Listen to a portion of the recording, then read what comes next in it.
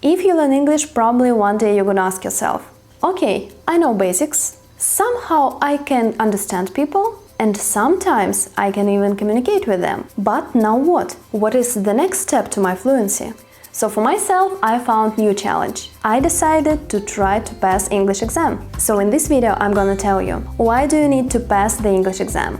What types of international exams you can find today?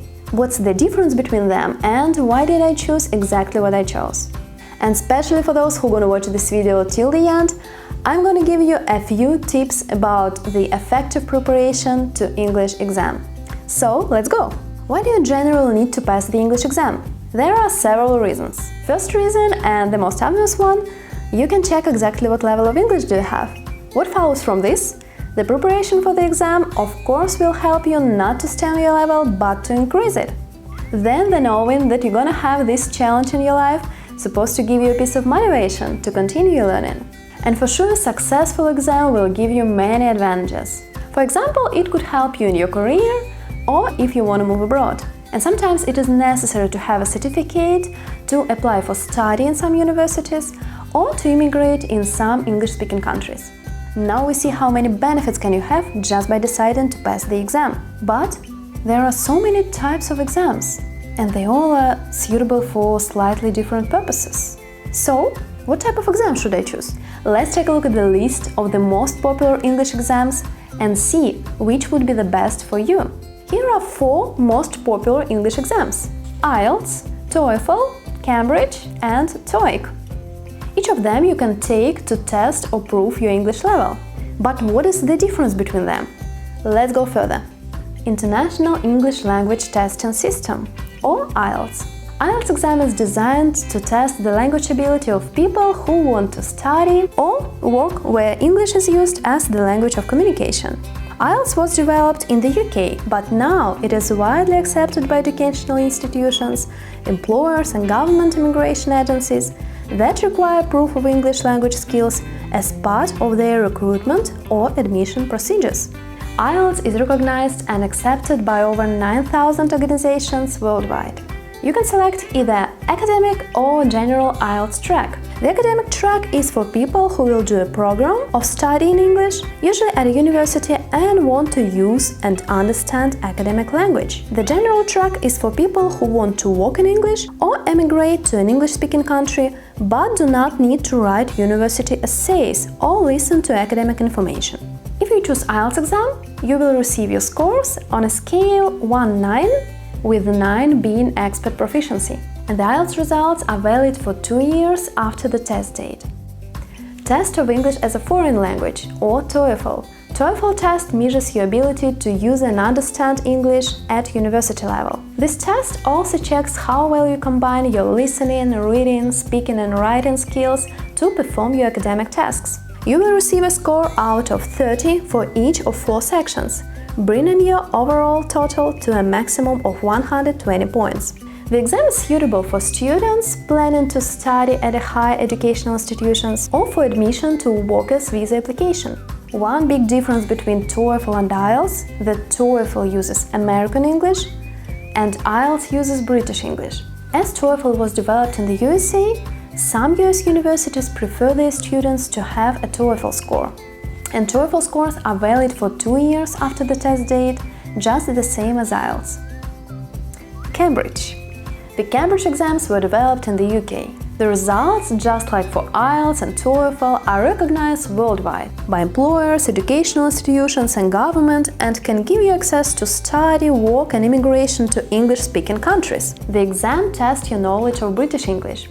One of the biggest advantages of this exam, a Cambridge certificate is valid forever. All the Cambridge exams follow the same format. You have to take 4 components: reading and use of English, speaking, writing and listening. There are 4 different difficulty levels of the exam: preliminary or PET, first or FCE, advanced or CAE, and proficiency or CPE. PET is the lowest level exam, which shows you have a grasp of the English language and you can manage basic communication and discuss simple things. FCE is for intermediate students and shows you have sufficient skills in the English language to live in an English-speaking country or are able to speak confidently in the language. CAE is for strong candidates who are considered advanced.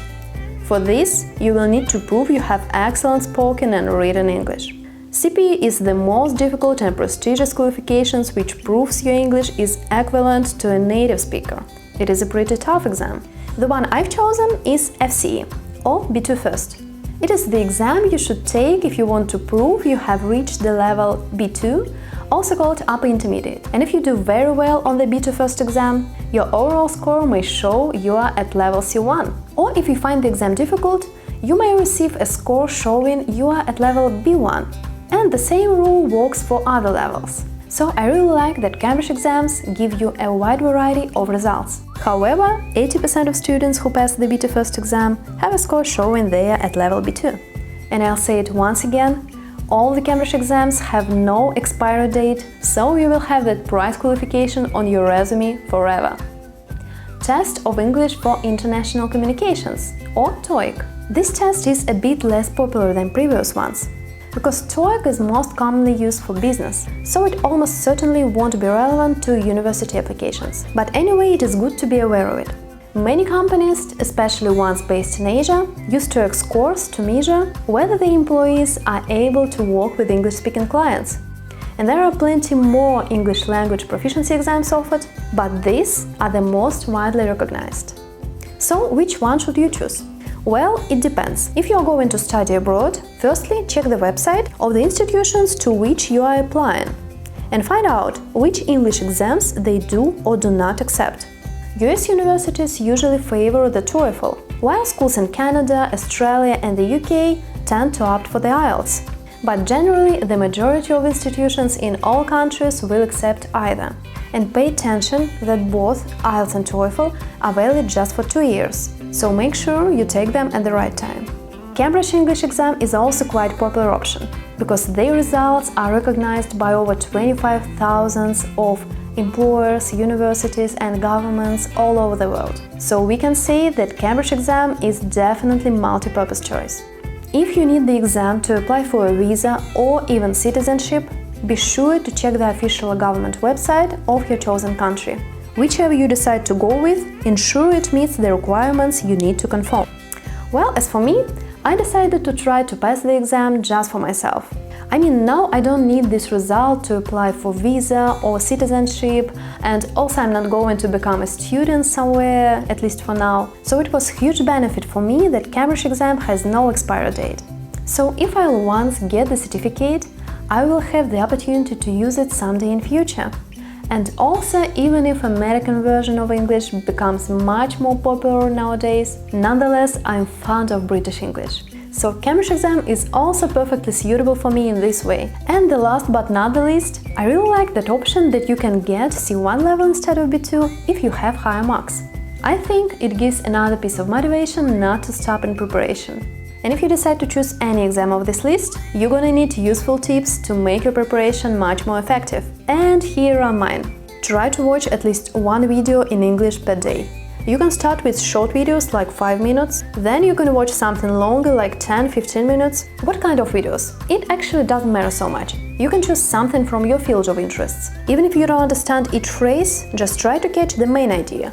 If you use YouTube, firstly you can watch the video without subtitles, and after that to watch it once again with subtitles and to check were you right with the definition in your thoughts or not.